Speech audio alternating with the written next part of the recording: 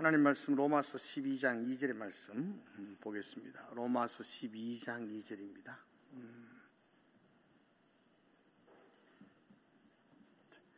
같이 읽을까요? 로마 12장 2절 우리 한 절을 같이 읽도록 합시다. 한 절 함께 읽겠습니다. 같이 시작. 네, 이 세대를 본받지 마. 오직 마음을 새롭게 함으로 변화를 받아 하나님의 선하시고 기뻐하시고 온전하신 뜻이 무엇인지 분별하도록 하라. 아멘. 시간 귀한 시간입니다. 우리 권영숙 교수님이 오셔서 그냥 의료보건학적으로 건강을 위협하는 동성애라는 타이틀로 가지고 여러분들과 말씀을 나누겠습니다. 우리 교수님은 한 17년 정도 계명대학교에서 간호 일을 하셨고, 그래서 경북대학교에서 박사학위를 받으시고 지금 구미에서 교수로 사역하고 계십니다. 그리고 이 동성애에 대한 귀한 사역들을 나누고 있습니다. 무턱대고 우리가 반대하는 게 아니고 정확한 이유를 우리 같이 오늘 들어볼 수 있는 그런 시간 되면 좋겠습니다. 우리 교수님 나올 때 우리가 박수로 환영하겠습니다. 감사합니다.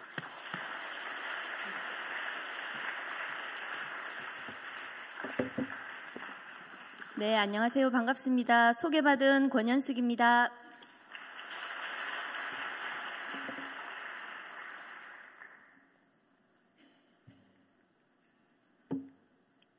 네, 진량에서 제일 좋은 교회가 진량제일교회 맞죠? 네, 저는 아까 목사님하고 장로님들하고도 잠깐 이야기를 나누었는데 여러분들이 정말 복받으신 성도님들이다라는 생각을 많이 하게 되었습니다. 사실은 목회자분들이 깨어있는 교회가 다 깨어있다라고 생각하지만 그렇지 않은 교회들이 많거든요. 근데 내가 몸담고 있는, 내가 섬기는 담임 목사님께서 이렇게 이러한 것들을 또 시간을 내어주시고 하는 것들이 쉽지 않은 일이거든요. 예. 그래서 여러분들이 지금 많이 무더운 졸림이 몰려오는 시간이지만 제 목소리를 들으면 잠이 안 올 거예요. 그래서 한 1시간 정도 공부한다 생각하시고, 우리 목사님도 무턱대고 반대하지 말고 알고 반대하자. 좋은 말씀 해주셨는데 알고 알아가는 시간들 되셨으면 좋겠습니다. 잠깐 제 소개를 목사님이 해주셨지만 이와 관련되어서 어떤 일을 했는지에 대해서 사진 몇 커트를 보여드리면서 제 소개로 가늠하고자 합니다. 국가인권조례, 지금 학생인권조례 때문에 엄청 뉴스에서 많이 심각하다 들으셨죠, 그죠? 근데 아는 사람은 알지만 모르는 사람은 전혀 모르는 일이죠. 국가인권조례에서 이게 법사부라든지 국회에서 통과되기 직전에 저희가 활동하는 사람들이 가서 계속 저렇게 기자회견하고 집회하고 했던 그런 사진입니다. 그리고 매년 대구에서 동성로에서 퀴어 행사 퍼레이드 열리는 거 아시죠? 그거 매년 하고 있는데 매년 저희가 반대 기자회견 하거든요. 제가 학교로 온 지가 올해 딱 이제 10년입니다. 13년도에 와서 지금 23년도인데 희한하게 10년 동안 딱 제가 이 활동을 하고 있거든요. 그래서 대구시청 앞에서 대구 퀴어 행사 반대한다라는 기자회견 했던 모습이고요. 저거는 이제 한 대구 경북 시민들 8만 명 정도가 서명지 받았는 거 가지고 그 중구청장에게 찾아가서 앞에서 잠깐 사진 찍었던 그 사진입니다. 오전에 왔다 가셨다는 손 집사님 사진도 있죠. 자, 그 다음에 요거는 서울시청에서 매년 7월이 되면 대구와는 비할 바 없는 큰 행사를 하고 있는데요. 올해는 서울시장이 원천적으로 행사 집행 허가를 내주지 않아서 못했죠. 최초로 못했습니다. 자, 우리 아들이 지금 둘째 아들인데, 저는 아들만 둘이거든요. 둘째가 지금 이제 중3인데, 저거는 이제 초등학교 6학년 때 엄마 따라가서 대구시청 앞에서 같이 퍼레이드, 피켓 들고 퍼레이드 했던 그런 사진입니다. 요거는 이제 경기도청 앞에서 각 시마다 지금 그 조례, 차별금지법을 통과시키기 위한 하위 어떤 조례들을 통과하기 위해서 행사하는데, 저희 이제 교수연합회에서 제가 중앙실행위원으로 일하고 있으면서 경기도청 앞에서 릴레이 시위했던, 이 겨울 추운 날 가서 같이 했던 모습입니다. 자, 요것도 이제 평등법, 포괄적 차별금지법이 지금은 이제 쑥 들어갔지만 한창 이슈가 되었던 19년, 20년, 21년, 22년, 지난 정부 때 기어이 이것을 통과시키기 위해서 엄청 애를 썼지만 또 반대하는 여러 세력들이 엄청 힘을 썼기 때문에 통과하지는 못했죠. 그죠? 지금 여전히 국회에 계류 중이고요. 언제 느닷없이 또 들고 나올지 모르는 그런 상황입니다. 자, 그때 이제 기자회견 반대할 때 재양규 교수님, 한동대 재양규 교수님과 제가 같이 또 기자회견 했던 그런 사진입니다. 자, 그 다음에 요거는 이제 포항에서 또 인권 조례안을 들고 나왔을 때에 그 반대하고 찬성하는 사람들이 모여서 이제 토론회 했던 장면인데, 제가 왜 반대하는지에 대해서 가서 이렇게 같이 토론회 했던 그 포럼을 했던 그런 사진이고요. 요거는 이제 작년에 가장 곧 통과되기 직전에 이제 국회 앞에서 저희들이 이제 지역별로 교수들이 릴레이를 그 번호표를 짜서 가서 오전 6시간, 오후 6시간 이런 식으로 나누어서 같이 그 1인 시위 했던 국회 앞입니다. 엄청 더웠던, 저는 여름 이제 방학 때 가서 저걸 했던 기억이 있습니다. 그 다음에 포괄적 성교육이라고 해서 강력하게 반대하면서 이번에 8차 교육과정 안에 들어가지는 않았습니다.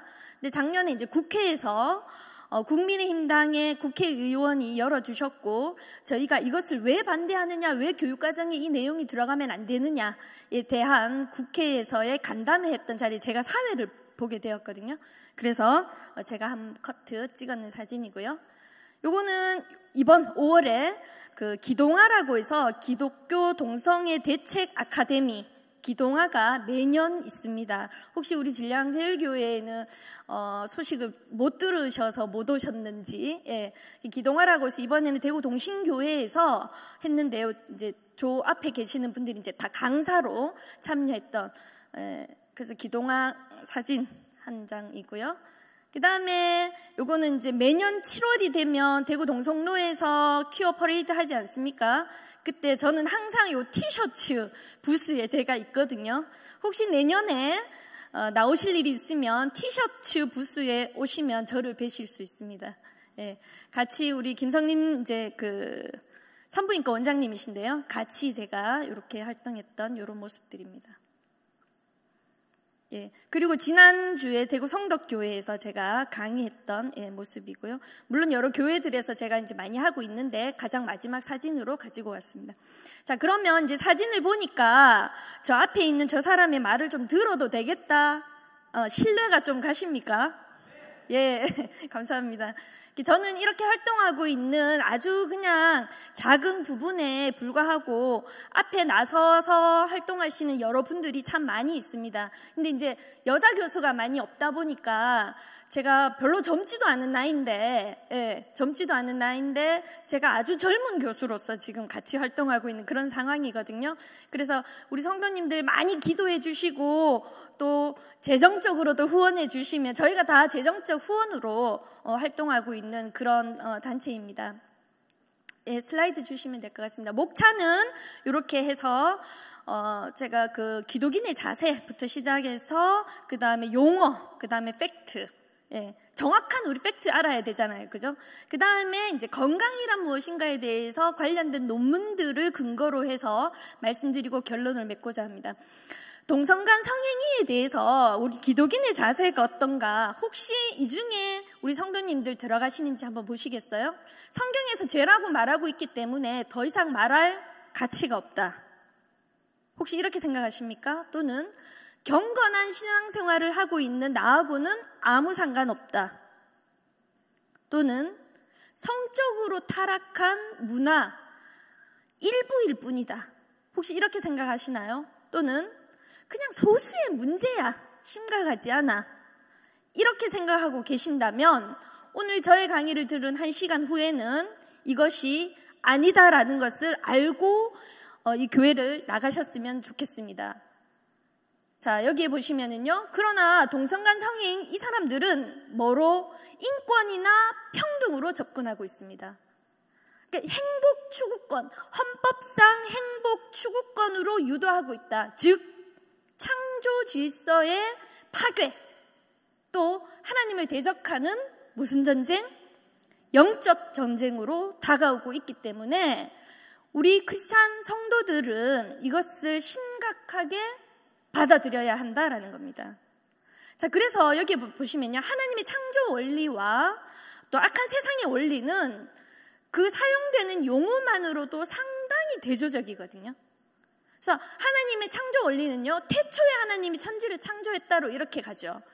근데 세상의 어떤 것들을 보시면요, 그냥 우연히, 제가 그 한국창조과학회 대구 지부에서 전문 강사로도 활동하고 있거든요. 그래서 저는 이제 인체의 신비라든지 이런 부분들에 대해서 우리 주일학교 학생들에게 강의를 하고 있는데, 이런 얘기를 들으면 아이들이 기겁을 합니다. 근데 학교에서는 그렇게 배우고 있습니다. 아이들이 교회에 와서는 창조과학을 믿고요, 근데 학교에 가면은 진화를 또 믿게 돼 있습니다.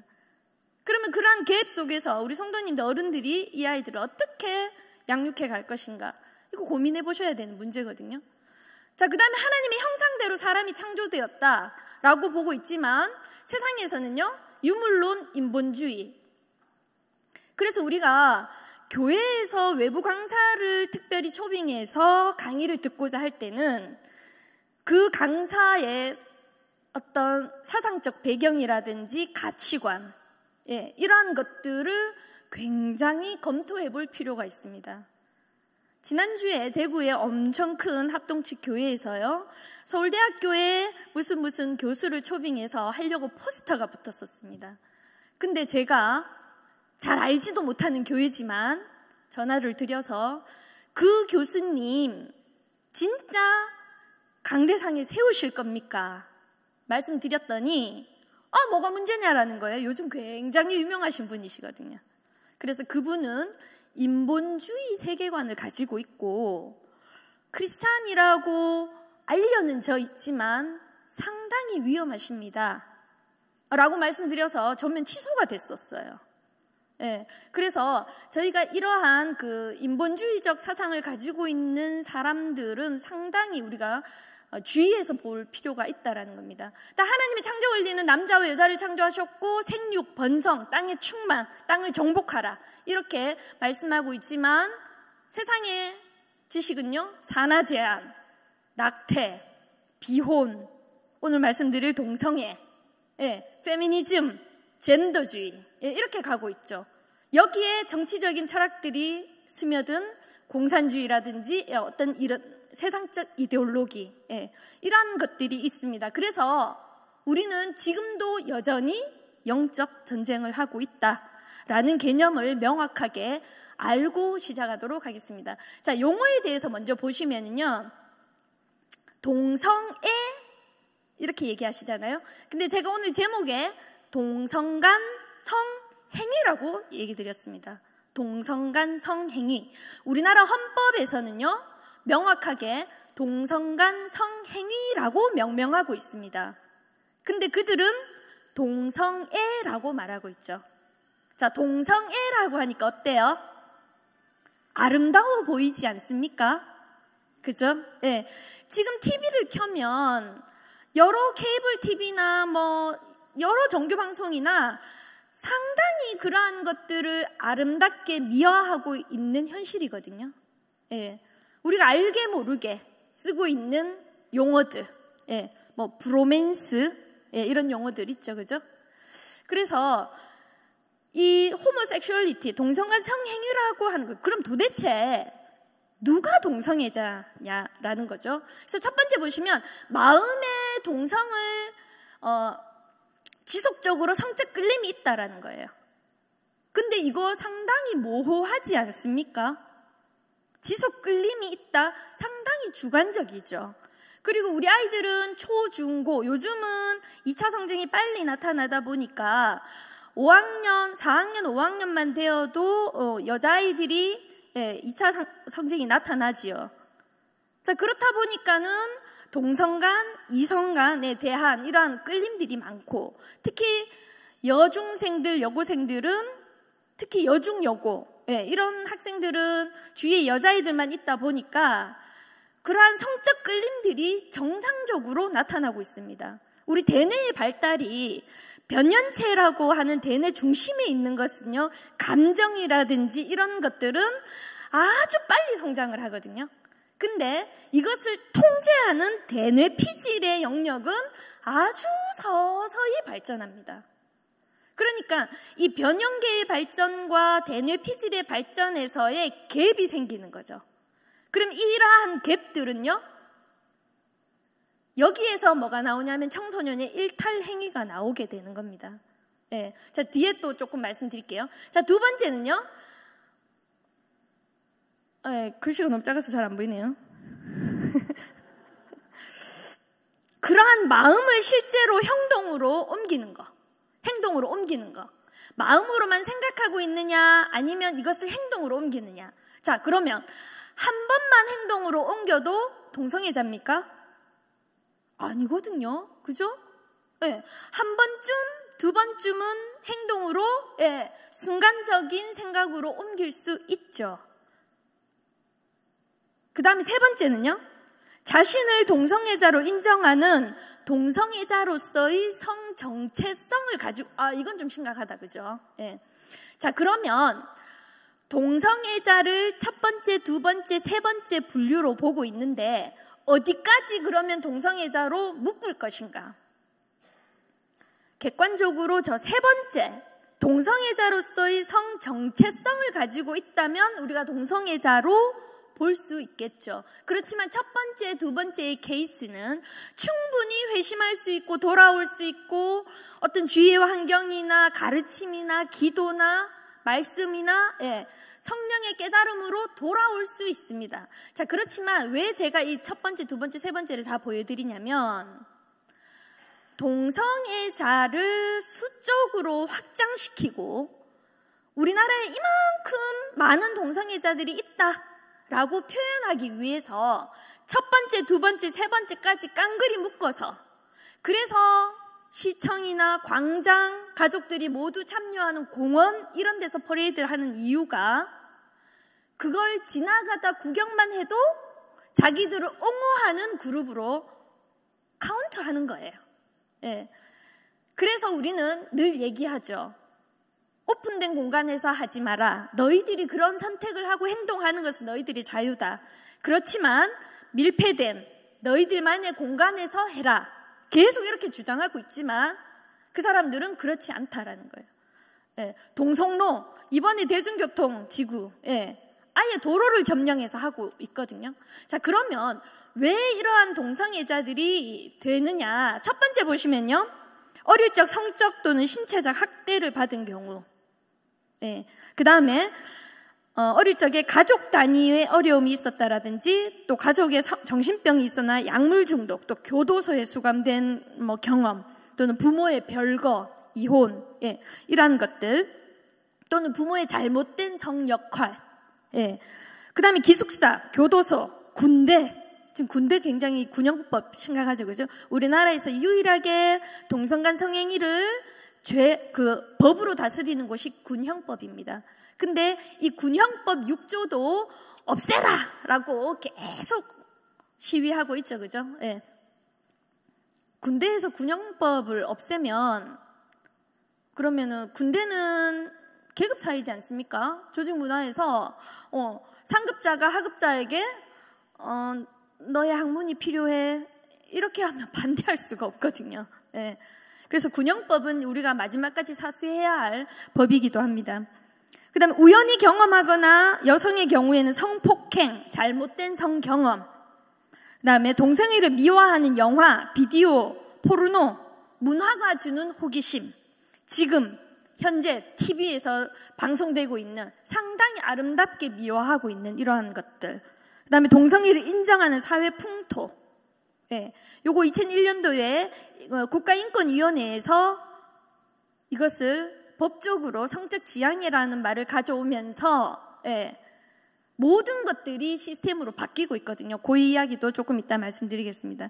쉽게 동성애에 빠지게 하는 성격이나 심리적 성향, 반대의 성에 가까운 외모, 목소리, 체형. 자, 이러한 것들은 뭐냐면은 환경적인 요소들입니다. 이렇게 많은 환경적인 요소들에 노출이 되면 자꾸 보게 되고 관심 있어지면 어떻게 됩니까? 그걸 내가 하고 싶어지죠.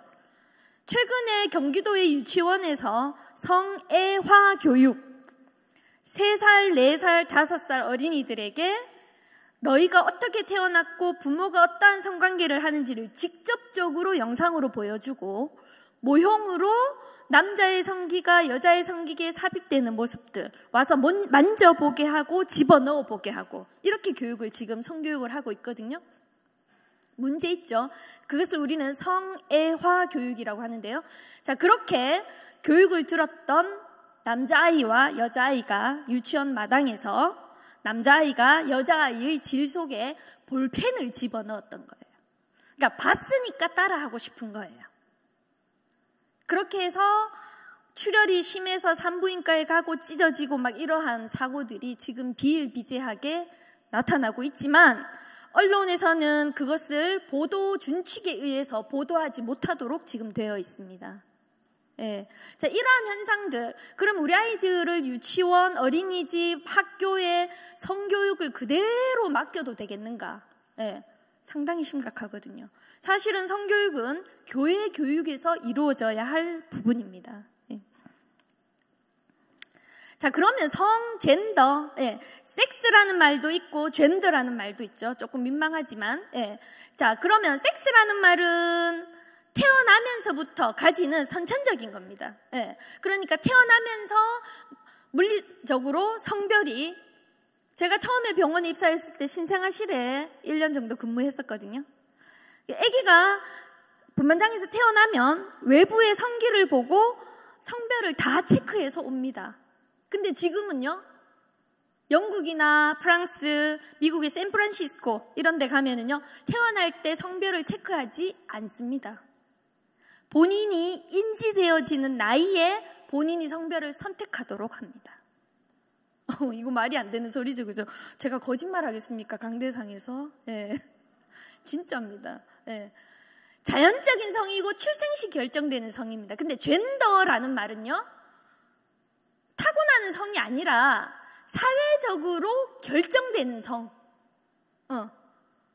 원래 사회적인 성이라고 하는 것은 딸이 엄마의 모습을 보고 여성스러워지는 거, 아들이 아빠의 모습을 보고 남성스러워지는 거, 이게 사회적인 성이었는데요. 저렇게 용어가 지금 바뀌기 시작하고 있습니다.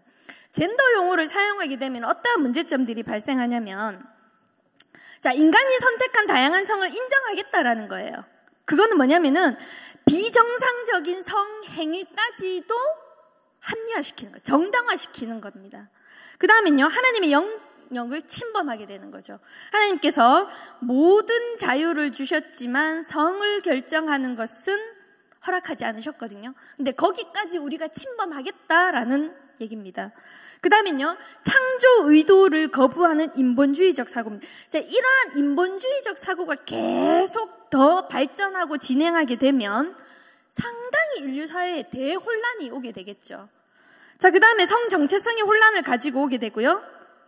정신병이 유발됩니다. 지금도 우리 어제도 그저께도 뉴스에서 듣고 있는데 거의 정신병의 수준의 사고들이 일어나고 있죠. 아니나 다를까 정신분열증 이렇게 지금 나오고 있지 않습니까? 그 다음에 사회적으로 대혼란이 오게 되는데요. 이미 성공회대, 한국외대 이런 곳에는 성중립 화장실, 그러니까 남자 화장실, 여자 화장실이 아니고요. 성중립. 내가 남자라고 생각하는, 여자라고 생각하는 본인의 생각에 따라서 화장실을 선택하게 하는 이러한 것들이 지금 생겨져 있고요.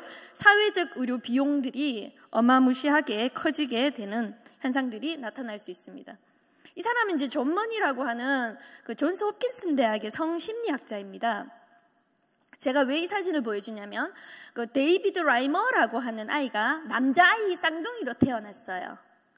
근데 포경수술을 하다가 잘못해서 성기가 잘리는 의료사고가 일어났습니다. 네. 근데 이때 갑자기 이 존먼이라는 사람이 성심리학자가 이 데이비드 라이머의 부모님을 찾아가서 이 아이를 여자아이로 키워보자 이렇게 제안을 합니다. 아마 들어보셨던 이야기일 건데요. 그런데 이 부모가 이제 흔쾌히 승낙을 하고 그때부터 여성 호르몬을 이 아이에게 계속 놓기 시작했습니다. 근데 사춘기가 되고 나서 이 아이가 나는 분명히 여잔데 여자아이에게 관심이 계속 가는 거예요. 그래서 계속 고민을 하다가 부모에게 이야기를 하죠. 나는 여자아이인데 왜 나는 남자아이에게 관심이 없고 여자아이에게 관심이 있어요? 몇 번이고 물으니 그제서야 부모가 이야기를 하죠. 너는 이렇고 해서 원래 남자아이였는데 이렇게 해서 존만이 선생님이 이렇게 해서 너가 지금 이렇게 여자가 된 거야. 자, 그 이야기를 듣고 이 아이는 이제 사춘기 굉장히 대혼란이 오게 되는 거죠. 그러면서 고민을 하다가 결국에는 이제 자살을 하게 됩니다. 그래서 영국 BBC에서는 이 존스 홉킨슨 대학의 성심리학자인 이 존머니를 욕하면서 대사기극이다, 뭐 이렇게 대서특필을 하게 됩니다. 자, 저 사람이 이제 젠더라는 용어를 최초로 이제 쓴 사람입니다. 그 다음에 사진을 한 장 더 보여드릴 텐데요. 자, 이 사람은 주디스 버틀러라고 해서 현존하는 인물입니다. 현존하는 인물. 아마 EBS 방송에서 이분을 보신 분도 있을 겁니다. UC 버클리 대학의 비교문학 교수입니다. 후기 구조주의자이고 본인이 포스트 모더니즘의 어떤 그 레즈비언입니다. 예. 자, 이 사람은 성을 뭐라고 이야기하냐면 근친상간이 불법이 아닌 경우도 존재할 수 있다. 이렇게 이야기하면서 그 퀴어라는 말을 최초로 만들어낸 사람입니다. 퀴어라는 말이 QUEER 이 뭐죠? 이상한, 괴상한 이런 영어 뜻이거든요. 자기들도 자기들이 이상하다라고 퀴어라고 이야기하는데요. 자, 이 사람은 전 세계를 다니면서 자기의 어떤 그런 퀴어 이론 이러한 것들을 세계적으로 퍼뜨리고 다니고 있습니다. 우리나라에도 들어오려고 했었습니다. 예. 근데 갑작스럽게 그 부모님 상을 당해서 한국이 무기한 연기가 됐어요. 예. 자, 제가 왜 이러한 사진들을 보여주냐면 우리의 자녀들이 어떠한 사회에 긍정적 영향을 미치는 인물로 키워갈 것인가. 한 사람의 영향력이 이렇게 크다라는 겁니다. 선한 영향력을 키우기 위해서는 교육에서 무엇을 어떻게 가르칠 것인가. 굉장히 중요하거든요. 그죠? 성적 지향이라고 하는 것은 결국에는 뭐냐면 자기의 취향에 따라 성관계를 하겠다라는, 그러니까 내 안에 계신 하나님을 버리고 내가 나의 주인이 되어서 자기 숭배적 삶을 살겠다라는 겁니다. 이거 한마디로 뭐죠? 이거 사운드 들어갔어야 되는데 사운드가 과광광광 들어가거든요. 죄다라는 겁니다. 우리 성도님들 죄를 죄라고 말하지 못하면요, 상당히 혼란스러워집니다. 우리 목사님 명확하게 죄라고 말씀해 주셨습니다, 아까. 근데 지금 기성교회들에서 이것을 흐리멍텅한 입장을 내세우는 교회들이 좀 많습니다. 자, 제가 지금부터 무지개를 좀 보여드릴게요. 자, 무지개는 뭐죠? 언약의 어떤 그런 징표로 다시는 모든 생물을 물로 심판하지 않겠다라고 해서 하나님께서 언약의 약속으로 우리에게 주신 거죠. 그죠?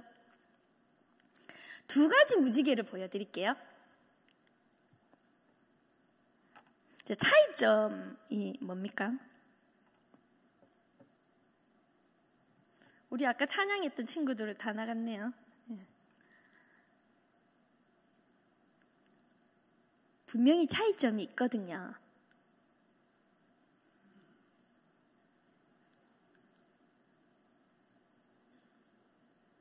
우리 여기 앞에 청년분 한번 청년 맞나요? 예. 목사님 말씀해 주셨어요. 예, 없죠. 예. 그래서 여기 앞쪽에 있는 것은 빨주노초 파남보 7가지 색깔. 이쪽 뒤에 있는 것은 빨주노초 파보. 남색이 없는 육색 무지개입니다. 혹시 육색 무지개 보신 적 있으시죠? 없으세요? 지금부터 제가 보여드릴 텐데 헐 하실 겁니다. 원래 무지개는 언약의 징표로 우리에게 주신 건데요. 이 사람들이 자기들의 어떤 성소수자들의 다양성 이런 것들을 자기들이 하기 위해서 우리 무지개를 뺏어갔습니다. 그래서 처음에는 5색깔로 시작했다가 그 다음 8가지 색깔로 갔다가 그 중에서 또 핑크는 뺐다가 또 남색은 뺐다가 결국에 6가지 색깔. 자, 남색의 의미가 순종이라는 의미가 있답니다. 예, 남색이 왜 빠진지 이해가 좀 되시나요? 예. 자기 숭배적 삶을 살아가기 위해서 알고 빼진 않았을 거예요. 근데 빼고 보니까 그렇다라는 거예요. 자, 지금부터 육색 무지개를 보여드릴게요.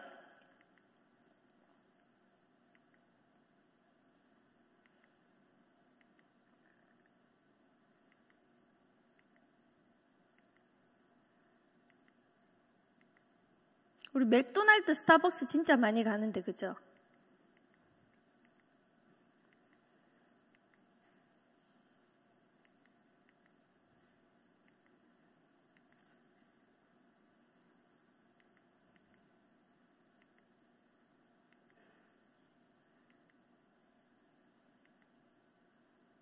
여기는 대한민국에 있는 미국 대사관입니다. 오바마 정부와 바이든 정부 때 7월이면 항상 저렇게 육색 무지개를 걸어두었죠.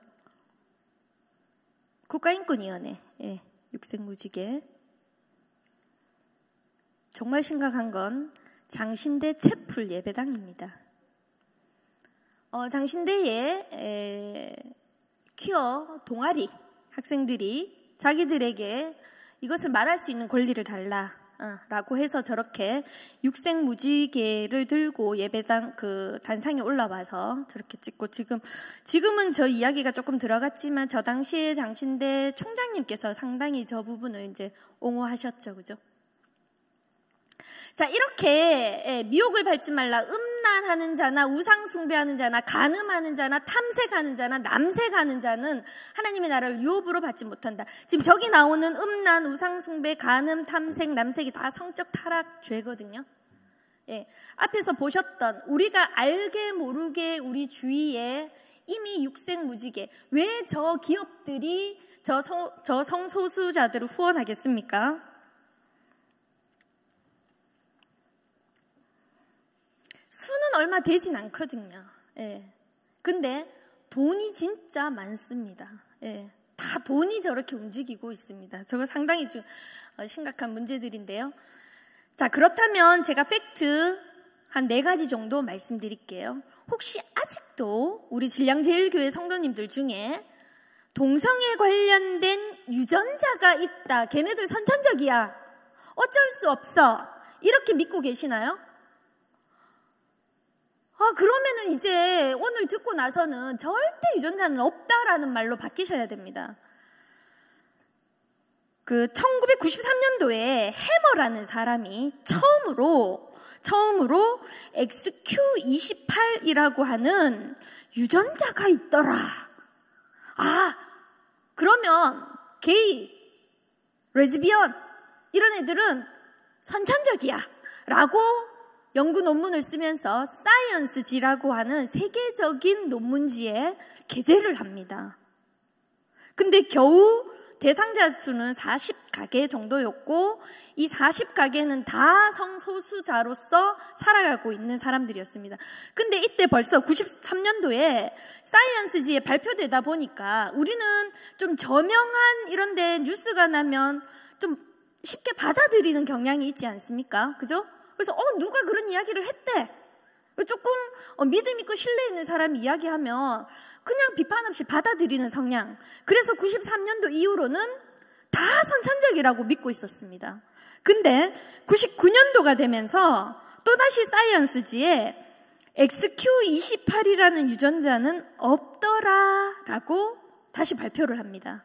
근데 이미 93년도에 대서특필이 되었고 전 세계는 이미 알고 있었는데 99년도에 이렇게 이건 뭐냐면 마치 사과 방송을 내는 거와 같죠. 사과 방송 잘 보지 않거든요. 네. 그런데 2005년도에는 93년도에 XQ가 있다라고 얘기한 해머가 자신의 연구를 번복하면서 그때 이 연구는 잘못되었다라고 본인이 자신의 연구 결과를 번복합니다. 관련 없다.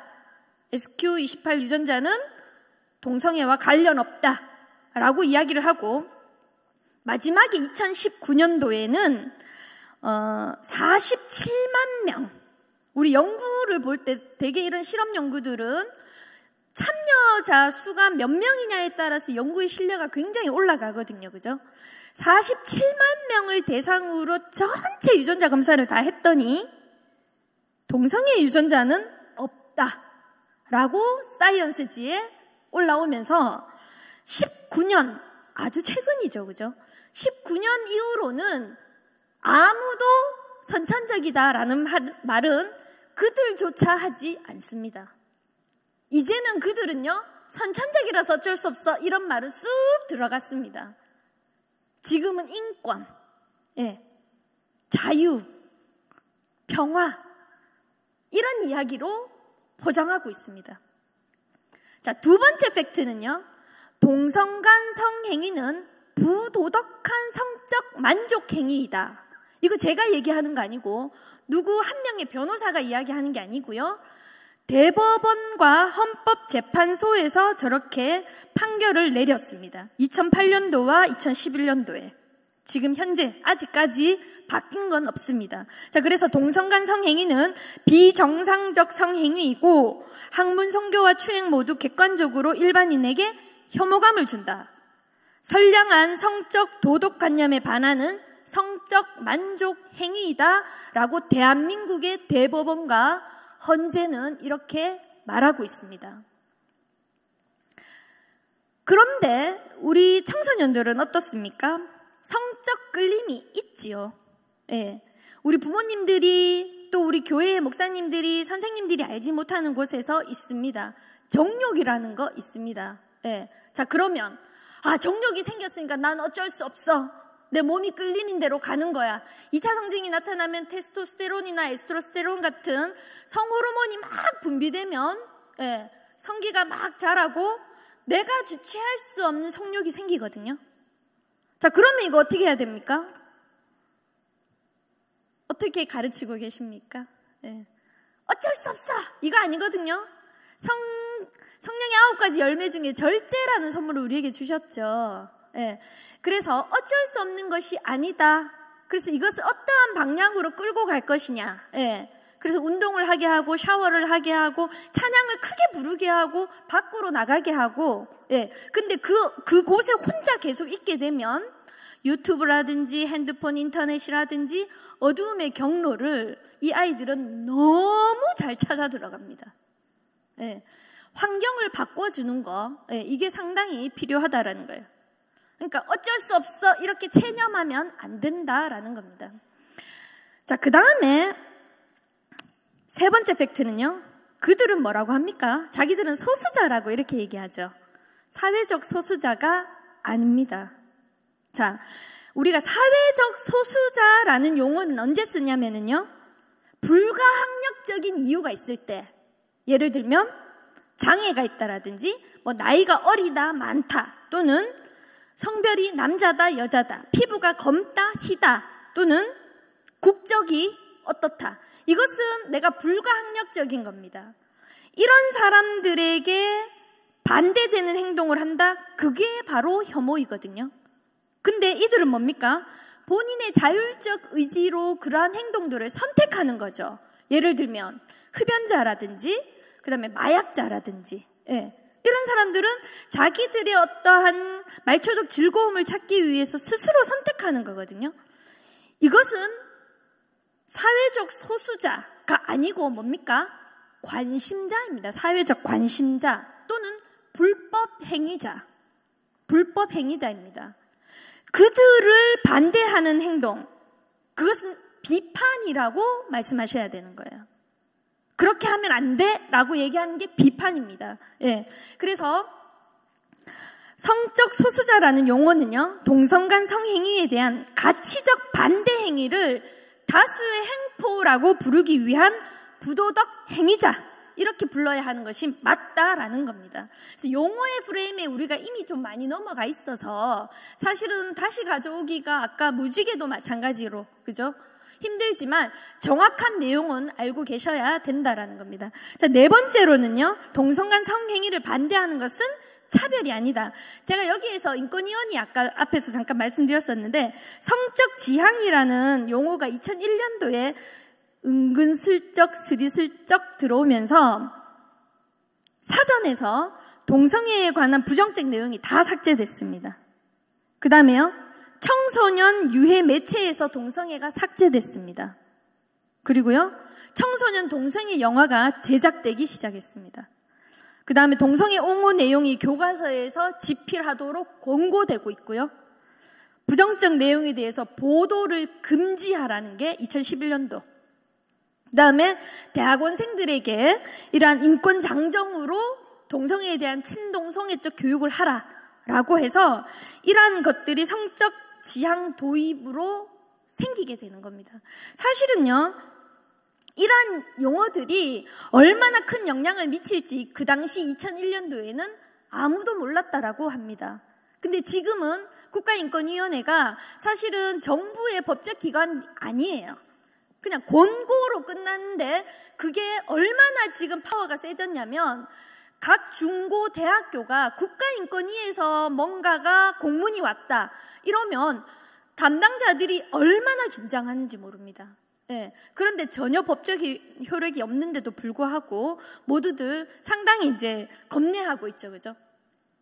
자, 지금부터 이제 건강에 대해서 제가 말씀드릴 텐데요. 여러 선동님들은 건강하십니까? 지금 더워서 땀나는 거 말고. 예.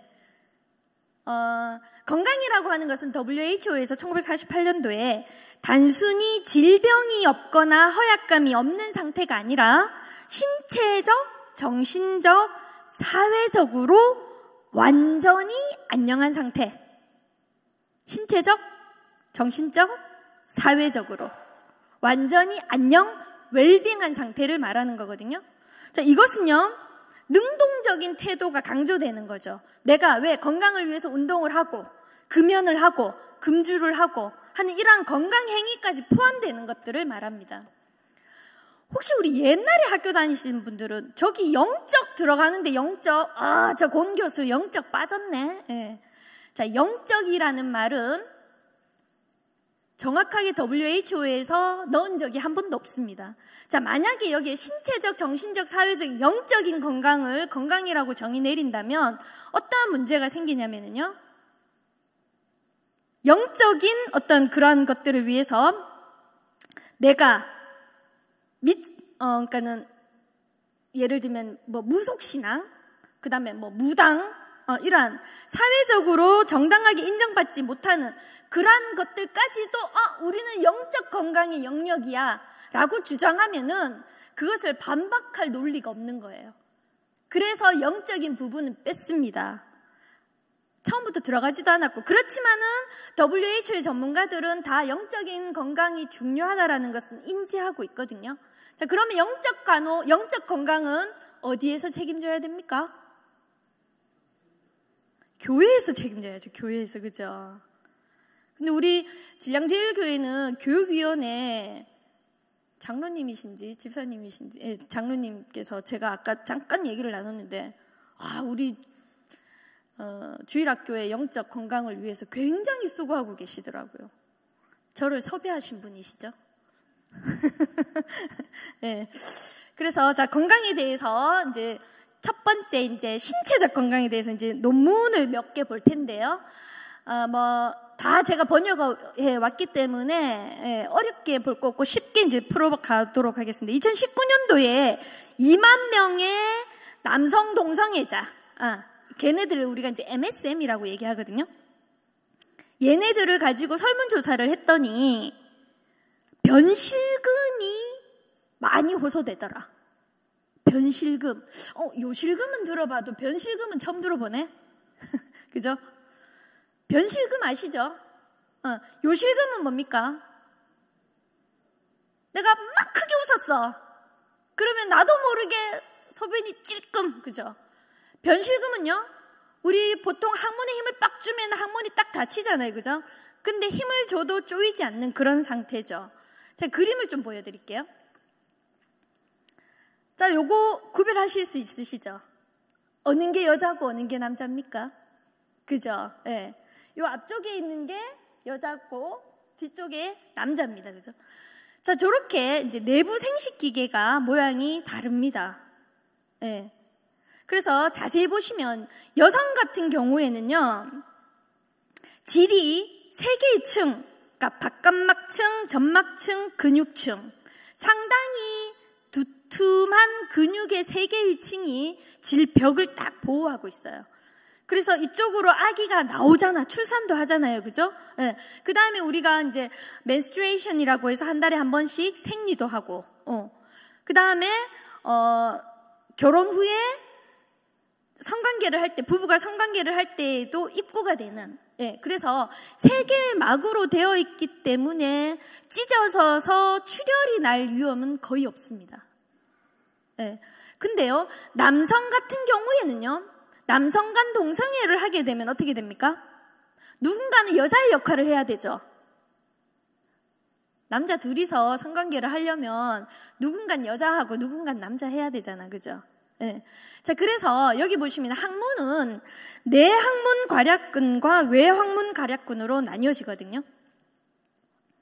여러분이 만약에 아침에 출근하려고 하는데 급해. 근데 갑자기 신호가 와요. 그럼 내가 지금 화장실 갈 시간이 없어. 그냥 항문에 힘 빡 주고 출근하잖아요. 그럼 한 5분, 10분 지나고 나면은 내가 아까 화장실 가고 싶었는데 느낌 없어지죠? 그건 왜 그러냐면 외항문 괄약근은요, 대뇌의 지배를 받기 때문에 항문에 힘을 빡 주면 얘가 운동신경이 대뇌로 가서 대뇌가 판단을 하는 거예요. 지금 화장실 갈 상황 안 되는구나. 그럼 참아야지. 이러면서 항문을 꽉 조여주는 거예요. 그리고 출근을 해서 학교를 가서 한 몇 시간이 좀 지나면 다시 신호 오죠. 그럼 화장실 가면 되잖아요. 그리고 또 신기한 거 하나 더 말씀드릴까요? 여러분들은 그 가스 배출될 때, 가스 배출할 때마다 변실금이 있습니까? 가스만 팍 나오죠. 내항문 괄약근의 역할이 그거거든요. 가스나 대변이 나올 때는 딱 열려요. 그리고 나머지는 닫혀 있어요. 이건 대뇌의 지배가 아니고 자율신경계라고 해서 좀 다른 신경의 지배를 받거든요. 자, 이렇듯 괄약근은, 외항문 괄약근은 내가 쪼이고, 우리 케겔 운동이라고 해서, 그죠? 이렇게 되어 있는데, 남성 간 성관계를 반복적으로 계속하게 되면 저기 항문에 지금 여기 지금 파란색으로 점점 되어 있는 저게 이제 그 모세혈관이거든요. 지금 이 환자는 지금 헤모로이드 베인이라고 해가지고 지금 저기 치질이 조금 있는 사람인데요. 이게 아까 질하고는 달라가지고 상당히 얇은 막으로 계란 껍데기 딱 까면은 얇은 껍질 있죠. 그 정도의 막으로 이렇게 싸고 있습니다. 근데 외부에서 생식기가 들어와서 이것을 자꾸 피스톤 역할을 하잖아요. 그러면 잘 찢어집니다. 그래서 출혈이 잘 생깁니다.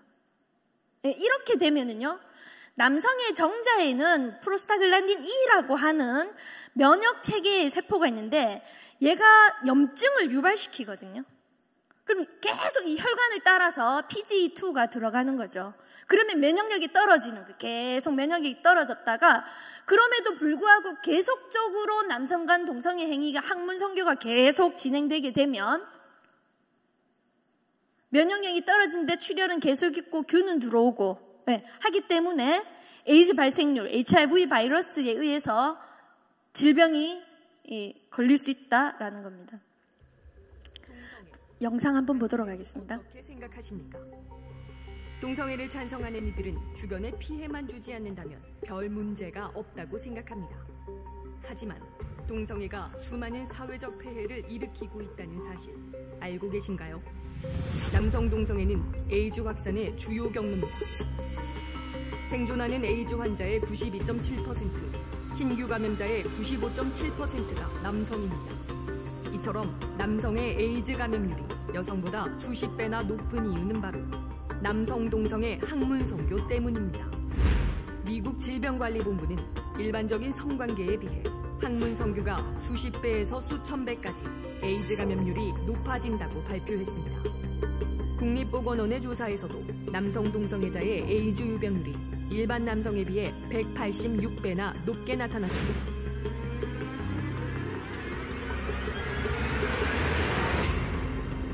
미국 등 에이즈가 먼저 확산된 외국의 경우를 보면 먼저 남성 동성애 학문 선교를 통해 초기 확산되고 양성애자들 통해서 일반인에게까지 확산됩니다. 2016년 신규 감염자 100%가 성접촉에 의한 것이었고 양성애자들을 통한 여성 감염자도 꾸준히 증가하고 있어 이제 에이즈 확산 초기 단계도 넘어 일반인에게까지 확산될 위기 상황입니다. 무엇보다 심각한 문제는 청소년들이 에이즈 등 동성애의 폐해에 대해 알지 못한 채 동성애 학문 선교를 아르바이트로 하고 있다는 사실입니다. 소위 학문 알바를 통해서 청소년 동성 성매매와 청소년 동성애자가 급증해 10대 청소년들의 에이즈 감염이 급증하고 있습니다. 동성애는 에이즈 외에도 많은 건강 문제를 초래합니다. 학문 선교는 괄약근 약화로 반드시 변실금을 유발하는데 심해지면 하루 수십 회 이상 변을 보게 돼 평생 기저귀를 착용해야만 합니다. 또한 매도, 인질 등 각종 성병과 대상포진, 농양, 늑막염, 복막염, 혈액, 간염, 치매, 항문암, 에이즈 등등 동성애로 인한 질병으로 동성애자의 수명은 일반인보다 25년에서 30년이 짧고 알코올 중독자보다도 5년에서 10년이나 짧아지게 됩니다. 더구나 에이즈 치료비는 100% 국민 세금으로 지원됩니다. 약값 등 치료비뿐만 아니라 각종 검사비, 입원비, 합병증 치료비, 간병비까지 세금으로 100% 지원하는데 국민 세금으로 전액 지원하는 질병은 에이즈뿐입니다. 미국의 예를 보면 2017년 에이즈 치료 지원 예산은 무려 36조로 우리나라 국방비에 맞먹는 어마어마한 규모입니다. 그럼에도 에이즈 환자가 100만 명이 넘는 미국에서는 치료비의 40% 정도밖에 지원하지 못하고 있는 실정입니다. 우리나라는 2003년 감염인이 2천여 명일 때 에이즈로 인한 사회적 비용을 3조 700억 원으로 추산했는데 지금은 무려 11,000여 명이 넘습니다. 에이즈 증가 추세가 꺾이지 않는다면 점점 더 많은 사회적 비용이 소요돼 국민 세금 부담은 늘어도 환자 개인에 지원되는 치료비는 줄어들 수밖에 없는 상황입니다. 동성애는 동성애자 자신의 건강을 해치고 청소년 동성 성매매, 에이즈 확산, 거액의 의료비 세금 지원 증가 등 심각한 사회적 피해를 초래하므로 정부가 이를 고무, 조장하는 것은 결코 바람직하지 않습니다.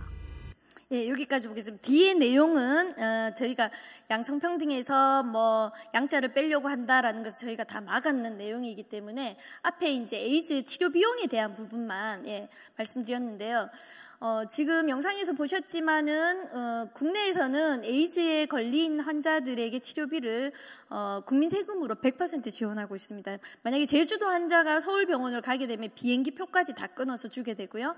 그 다음에 병원 근처에서 내가 숙소를 잡아놓고 치료를 받기 원한다 그러면 숙소 지원비까지 다 지원해주고 있습니다. 그래서 참 그렇다고 우리가 치료해주지 말자 이런 이야기는 아닙니다. 어디에 포커스를 둬야 하느냐, 예방에 둘 것이냐 치료에 둘 것이냐, 이거 상당히 중요한 문제잖아요, 그죠? 그래서 지금 현재는 아직까지 치료에만 중점하고 있습니다. 걸리면 다 치료비 대준다라는 거예요. 그러니까는 전 세계에 에이즈 동성간 성관계 하는 아이들이 국내에 들어와서 조금만 있으면 영주권이 나오고 그러면 치료비를 받고 100% 치료를 원하는 그런 아이들이 굉장히 지금 많아지고 있다라는 거예요. 그래서 국민분들, 우리가 세금 내는 사람들은 이 내용을 다 알고 있어야 되겠죠, 그죠? 그래서 과연 치료는 해주되 또 예방에 어느 정도 우리가 관심을 둘 것인가라는 부분도 상당히 중요하게 되겠습니다. 자, 요 논문은 제가 아까 말씀드렸고, 자, 요거는 뭐냐면요, 실제 한국의 동성애자들을 대상으로 연구를 한 겁니다. 이게 지금 좀 글씨가 좀 작나요? 네. 여기에 보시면 청력 문제, 피부 문제, 두통, 복통, 호흡곤란, 전신 피로, 이게 여기에 지금 뒤에 있는 빨간 그 SPR이라고 하는 비율이거든요. 대개가 7배, 17배, 4배, 23배, 17배, 4배 이렇게 질병에 노출될 위험이 상당히 높다라는 겁니다. 네. 그 다음에도요, 흡연도 거의 남자 같은 경우에는 비슷한데 여성 같은 경우에는 레즈비언들이 흡연을 7배 더 많이 하고 있고, 그 다음에 음주가 그냥 음주가 아니고 위험 수준의 음주를 남성 동성애자는 거의 2배, 여성은 거의 3배 정도 이렇게 하고 있다라는 겁니다. 그 다음에는요, 내가 스스로 건강을 평가할 때의 자가평가 수준에서 남성 동성애자는 이성애자들보다는 1.1배, 여성은 거의 2.2배 내가 건강하지 못하다. 근데 얘네들이 왜 이런 결과를 냈을 것 같아요? 자, 우리 이렇게 건강이 불평등하니까 지원 더 해달라 이겁니다. 그래서 논문을 보실 때에 어떠한 의도로 이 논문을 썼는가를 잘 보셔야 되거든요. 그래서 이 사람들이 뭐라고 얘기하냐면 빨간 글씨거든요. 한국 성소수자의 건강 불평등을 해소하기 위한 정책적 개입 방안이 모색되어야 한다. 우리에게 더 많이 지원해달라. 이런 의도예요. 너무 당당하지 않습니까? 하나도 안 당당합니까? 예, 이거 놀라셔야 되는 내용이거든요. 예. 이게 버젓이 한국의 그 저널에, 역학조사 학회에 실린 논문입니다. 이러한 것들을 후원해주고 연구 업적을 올리는 교수들도 상당히 많습니다. 저는 사실은 이 반동성애 활동을 하면서 논문을 게재할 데가 없습니다. 왜냐하면 이들의 용어를 안 써야지 되는데 이들의 용어를 써야지만 자기 학회지에 논문을 올려주거든요. 그래서 이제 우리가 학회지를 하나 만들자 막 이러고 지금 있는 그런 상태인데요. 자, 2021년도에 그 에이즈 신고 현황을 한번 보시면요. 보기 전에 이제 질병의 비율에 대해서 한번 볼 텐데, 혹시 우리 지금 어르신들 중에도 고혈압 진단 받으시고 약 드시는 분들 많으시죠? 스스로 혈압이 조금 조절된다고 해서 약 끊으시면 절대로 안 되는 거 아시죠? 약 때문에 조절되는 겁니다. 약 끊으면 다시 올라갑니다. 자, 그렇게 되면 그 다음에는 약이 2배로 용량이 많아지거든요. 그래서 항상 혈중 레벨을 유지하는 게 상당히 중요한데요. 앞에 분씩 웃으시는 게 스스로 약을 끊으신 것 같으신데요. 절대로 병원에서 주는 약은 스스로 약 처방을 하시면 안 됩니다. 자, 여기에서 보시면요, 고혈압이 남성이 51%고 여성이 48.9%입니다. 그 다음에 여기 보시면 암 발생률이거든요. 암 발생률이 여성은 47%, 남성은 52%. 제가 이걸 왜 보여주냐면 우리나라의 생활습관병, 옛날엔 성인병이라고 얘기했는데 지금은 고혈압, 당뇨 이런 게 어린애들도 생겨서 성인병이라는 말을 붙이지 않고 생활습관병이라고 하거든요. 자, 생활습관병, 고혈압이나 암이나 당뇨 이런 게 대부분의 남녀 성비가 거의 플러스 마이너스 5 내외입니다. 모든 우리나라의 질병들이. 근데 지금 제가 하나 보여드리는 이 병은요, 비율이 어떻습니까? 지금 21년도에 좀 떨어지고 있네, 그래프를 보니. 이게 아니고요. 코로나 때문에 신고율이 지금 떨어지고 있어서 그렇거든요. 지금 파란색이 남성이고 빨간색이 여성입니다. 그러니까 비율이 되게 9대1입니다. 우리나라의 질병 중에 이 9대1은요, 제가 학생들한테 과제를 줬습니다. 이 표를 앞에 것도 주고 뒤에 것도 주고, 자, 9대1의 질병을 찾아와봐라. 4주를 줬거든요. 제 과목을 듣는 60명 중에 단 한 명도 못 찾아오고 한 2주 지나니까 찾아와가지고 교수님 아무리 찾아도 없는데요. 그래서 제가 HIV 힌트를 줬죠. 그러니까 다 찾아왔어요. 그래서 스스로 깨닫게끔, 제가 뭐 이렇게 얘기하는 것보다 자기들 스스로 찾아와서 발표를 시켰더니 이렇게 심각한데 뭐 이렇게 얘기를 해요. 자, 그래서 이런 성비, 에이즈나 HIV의 신고 현황이 보시면은요, 이렇게 남성이 9고 여성이 이런 질병은 이것밖에 없거든요. 그래서 우리나라 진료비, 에이즈의 진료비는 아까 앞에서도 보셨지만 환자 본인 전액 무료입니다. 강력히 예방을 들어가야 되는데 이게 실제 환자의 약값 영수증이거든요.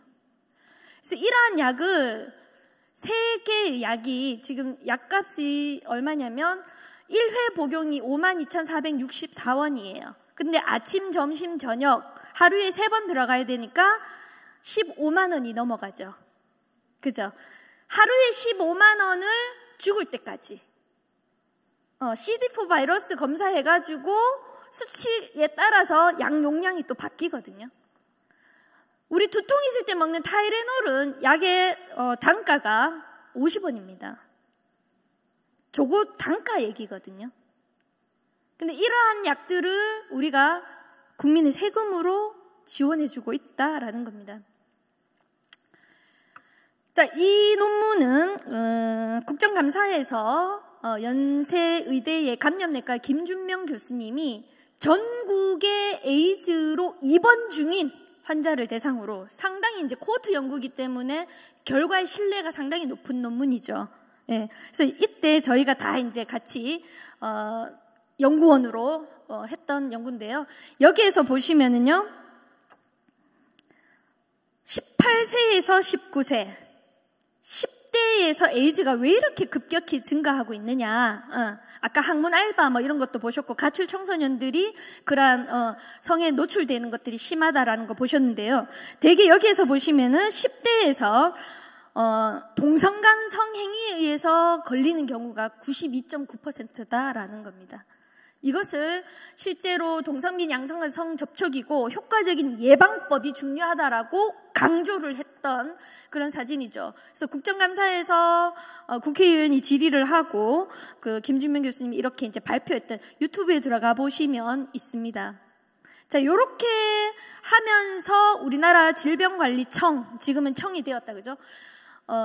미국의 CDC 홈페이지나 일본이나 이런 데 들어가 보시면요, AIDS, 에이즈를 딱 치면은 스탠다드 프리코션, 그러니까 뭐예요? 표준주의, 이건 주의해라 라고 딱 첫 화면에 권고를 하고 있거든요.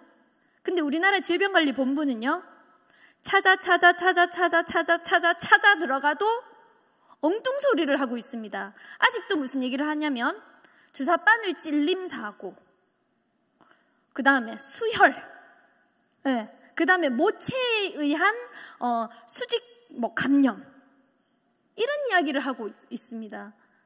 학문 선교에 대한 이야기가요, 이때 국정감사 이후에 2020년 말부터 21년에 질병관리청에 이제 아까 찾아 5번 갔잖아요. 지금은 찾아 3번 짝 찾아 들어가면 남성간 성행위를 할 때에 콘돔을 사용하시오, 이렇게 딱 나옵니다. 그래서 저희가 계속적으로 이렇게 푸시를 할 수밖에 없는 이유가, 관련된 일을 하는 정부에서 이러한 것들에 대해서 자꾸 숨기려고 하는 게 있기 때문에 숨겨서 될 일이 아니죠. 그래서 지금 문제가 되고 있는 이러한 것들이 조금씩은 1%씩은 변하고 있다라는 겁니다. 자, 그 다음에 이 가출 청소년들이 보시면은 48.6%가 성병에 감염되고 임신을 경험했고, 그 다음에 수명이 20년 정도 짧아지고, 24년까지도 짧아지더라. 그러면서 연구 결과에 뭐라고 나오냐면은 흡연에 대해서 심각성을 교육하는 것보다 동성애의 위험성을 교육하는 게 교육 현장에서 중요하다. 이렇게 결론을 내리고 있습니다. 흡연은요, 흡연하다가 그냥 말면은 그만이에요. 근데 흡연도 사실 중독이 되었을 때는 니코틴이 뇌에서 7초마다 기억나게 하거든요. 그것을 끊는다라는 것도 정말 피나는 노력이 필요하지만 이런 성적 유혹을 끊는다라는 것도 상당히 힘들다라는 겁니다. 자, 그 다음에 이 얘기는 뭐냐면은 그 헌혈, 수혈할 때 여러분들도 혹시 수혈을 해보신 적이 있으신지 모르겠는데요. 최근에 남성 간의 성행위를 미국에서는 최근 3개월 했는 사람은 헌혈하지 마라. 영국에서는요, 문제없다. 아무나 해라. 해제시켰습니다. 그 다음에 캐나다에서는요, 해제시켰습니다. 프랑스에서도 해제시켰습니다. 중국은요, 사형입니다. 전면 금지하고 있습니다. 이건 좋다, 그죠?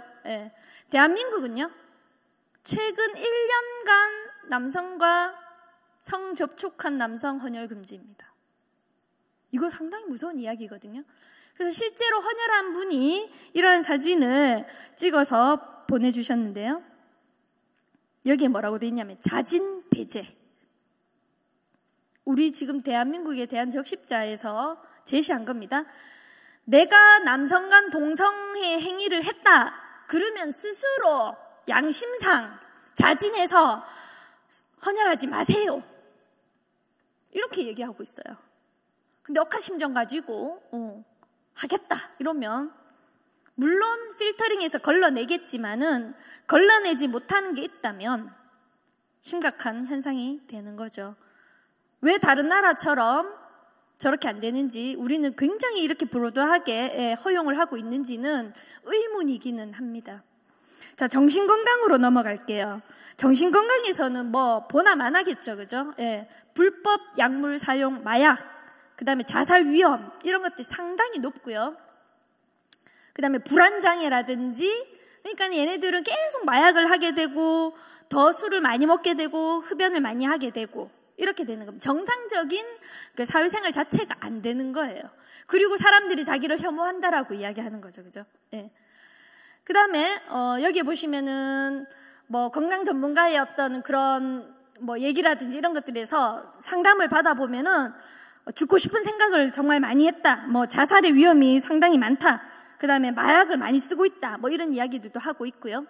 그 다음에 여기에서도 보시면요. 삶의 질이라든지 가족 결속력이라든지, 우울감, 자살 사고, 이런 것들이 상당히 높더라라는 겁니다. 아까 앞에서 봤던 논문인데, 자, 여기에서도 보시면은요, 자살 생각이 9배, 여성은 10배입니다. 그 다음에 자살 시도, 실질적인 시도가 남성 동성애자에서 25배, 그 다음에 여성에게서는요, 10배로 높아진다라는 겁니다. 그 다음에요, 우울 증상은요, 7배, 여성은 5배, 상당히 높은 거죠, 그죠? 그 다음에 여기에서도 보면 같은 맥락의 논문인데요.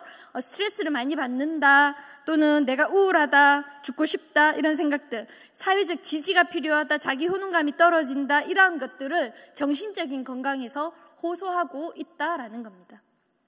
이제 결론을 내려고 합니다. 자, 그래서 앞에서 보셨지만 전인적 건강에서 신체적, 정신적, 사회적, 자, 영적 건강은 우리가 교회 교육에서 이것을 책임져야 한다. 그 사실상 영적 건강의 중요성을 알고 있다라는 거죠. 그래서 우리 교회 교육에서 한 번 더 신경 써 주셔야 될 것 같고요. 그 다음에 이제 중요한 이야기인데요. 그 아무리 걔네들은 앞에서도 우리가 팩트로 논문들을 봤지만은 뭐 선천적이다, 뭐 유전자가 어떻다 이런 이야기 이제 다 쏙 들어갔죠. 그래서 명확하게 생물학적 문제가 아니고요. 병리적이고 부도덕하다. 이거 병이고 부도덕하다라고 우리가 명확하게 말할 수 있어야 된다는 겁니다.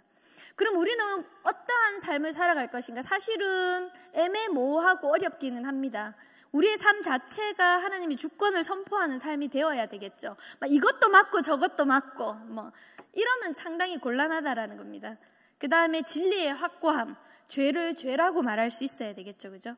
그 다음에 삶과 신앙의 일치. 우리 기독교인들이 이게 조금 제가 보기에 사회로부터 지탄을 받고 손가락질 받지 않는가. 예, 마음은 아닌데. 예, 그래서 우리 시장 가서 뭐 살 때 우리 목사님 항상 말씀하셔요. 깎지 마라 제발.